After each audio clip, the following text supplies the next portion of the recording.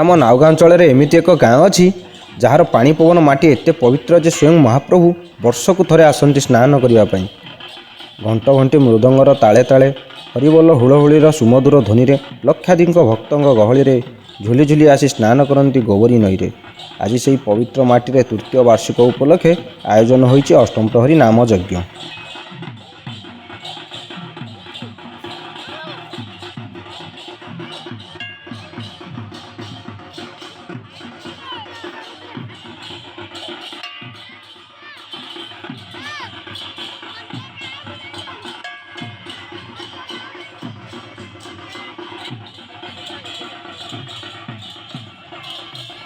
ହଁ ସାଙ୍ଗମାନେ, ମୁଁ କହୁଛି ଆମ ଜଗତସିଂହପୁର ଜିଲ୍ଲା ନାଉଗାଁ ବ୍ଲକ ଡେରିକି ପଞ୍ଚାୟତର ବନ୍ଧୁମୁଣ୍ଡା ଗାଁର କଥା, ଯେଉଁଠି ଚାଲିଛି ତୃତୀୟ ବାର୍ଷିକ ଉପଲକ୍ଷେ ଅଷ୍ଟମପ୍ରହରୀ ନାମ ଯଜ୍ଞ।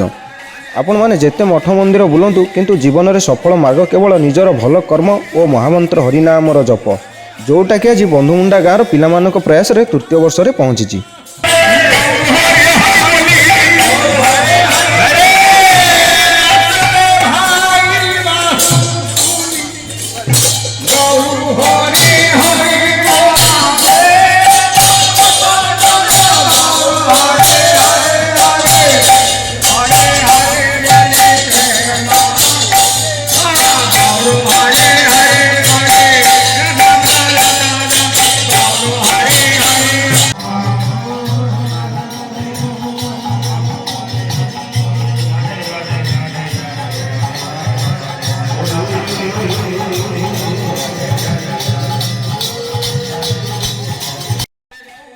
ଅଧିବାସରୁ ଆରମ୍ଭ ହୋଇ ନଗର ବୁଲା ଦହିହାଣ୍ଡି ଭଙ୍ଗାରେ ଶେଷ ହେବ ନାମଯଜ୍ଞ।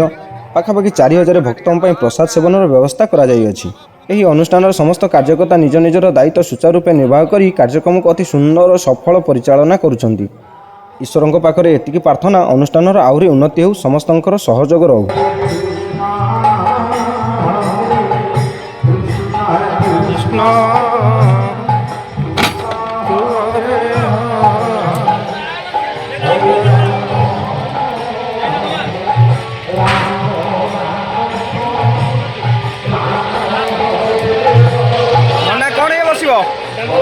ଆଜ୍ଞା ଡାଲମା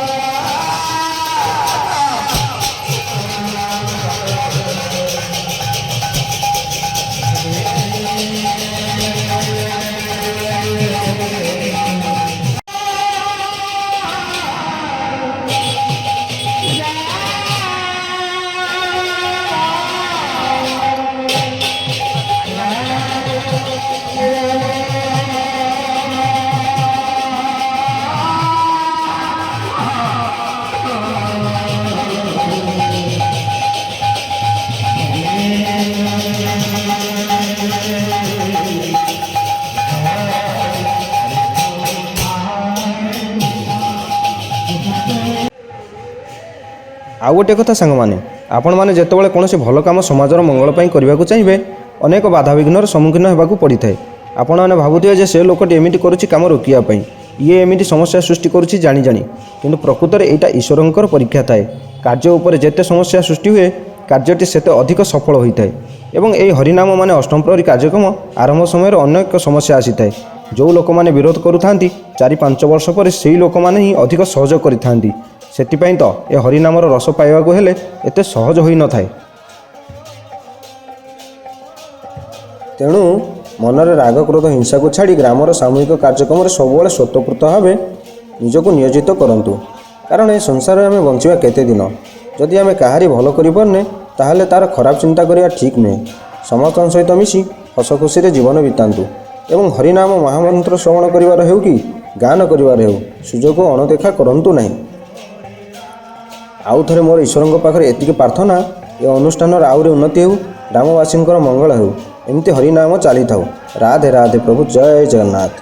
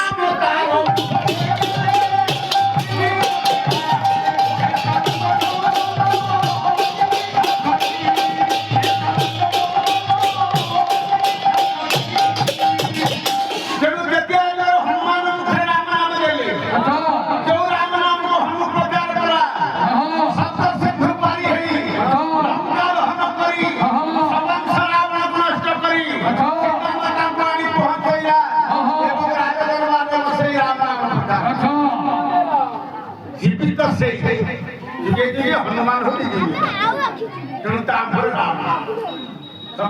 नाम धैले दिन